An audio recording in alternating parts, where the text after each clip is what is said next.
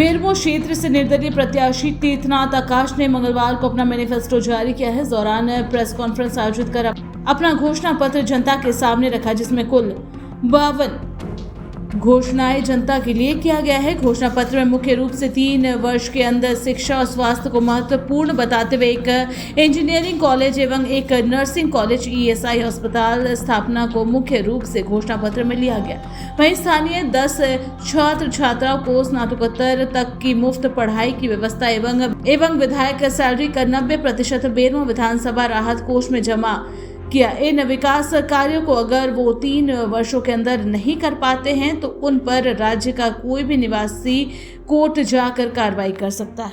Media के इसी दौर में उस तरफ ही थे पर हम इस तरफ बैठे हैं कि बहुत सारे कारण हैं कि हमको यहाँ बैठना पड़ा इस तरफ। आज आप तमाम लोगों को बुलाने का एकमात्र कारण यह है कि हम बतौर प्रत्याशी जो बेरमो विधानसभा में हैं, इंडिपेंडेंट निर्दलीय हैं, लेकिन मेरी अपनी एक योजना है बेरमो को लेकर, अपना एक विज़न है बेरमो को लेकर। हम आज से लगभग 12 साल पहले 2009 में हम बेरमो छोड़कर चले गए थे। लगभग 12 साल 11 साल 12 साल आसपास हम बेरमो छोड़कर गए थे पढ़ने के लिए।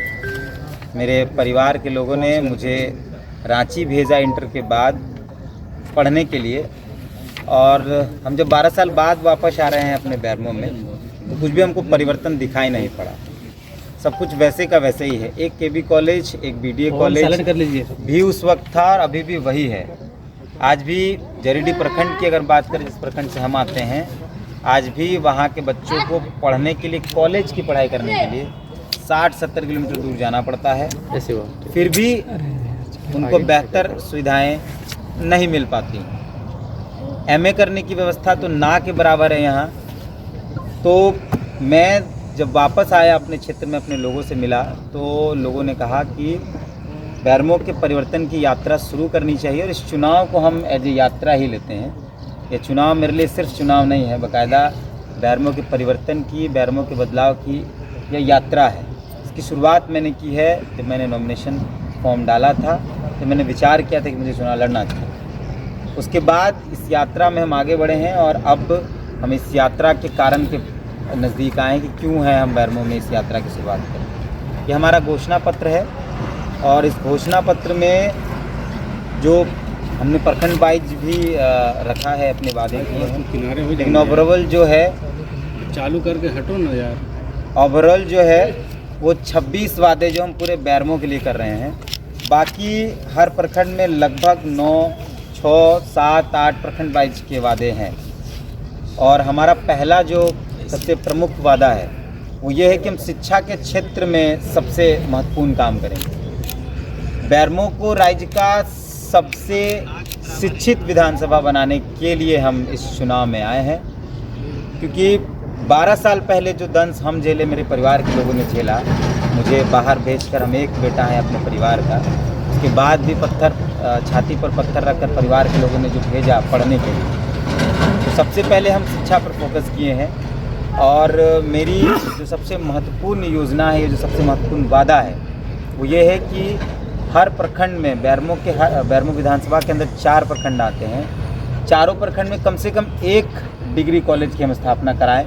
और मेरा वादा सिर्फ 3 साल के लिए। आप अगर देखेंगे तो मैंने यहाँ लिखा है, हमारे घोषणा पत्र के पहले कवर में ही ये लिखा है, बदलाव के लिए 3 साल काफ़ी हैं। हम सिर्फ 3 साल मांग रहे हैं। कई लोग यहाँ 25 साल से हैं, सांसद हैं, विधायक हैं, और हम सिर्फ 3 साल मांग रहे हैं बेरमो की जनता से। इससे ज़्यादा समय नहीं मांग रहे हैं। 3 साल के बाद, 3 साल में अगर हम लोगों ने काम नहीं किया, 3 साल के बाद क्या होगा उसका भी हम आपको बताते हैं। फिलहाल हमारा जो घोषणा पत्र है उसमें पहले लाइन में है, बेरमो को जिला बनाया जाएगा। बेरमो की जिला बनाने की मांग जो बहुत पुरानी है, पिछले चुनाव में जब माननीय विधायक जी वर्तमान में जो है वो जब क्षेत्र में गए थे, उन्होंने भी ये वादा किया था। हालांकि उस पर कुछ हुआ नहीं। बहुत सारे आंदोलन हुए। बेरमो के साथी लोग हैं, प्रकाश साथी हैं, वो जानते हैं कि लंबा आंदोलन चला, लेकिन बहुत कुछ नहीं हो पाया। जबकि बेरमो जिला के लिए अपनी सारी अहर्ताएँ पूरी करता है, चाहे जनसंख्या का हो, चाहे बाकी सारी चीज़ें। एक बड़ी परिचित पुरानी मांग है कि बैठने के एक चित परिचित मांग है कि जेना मोड़ को अनुमंडल बनाना है।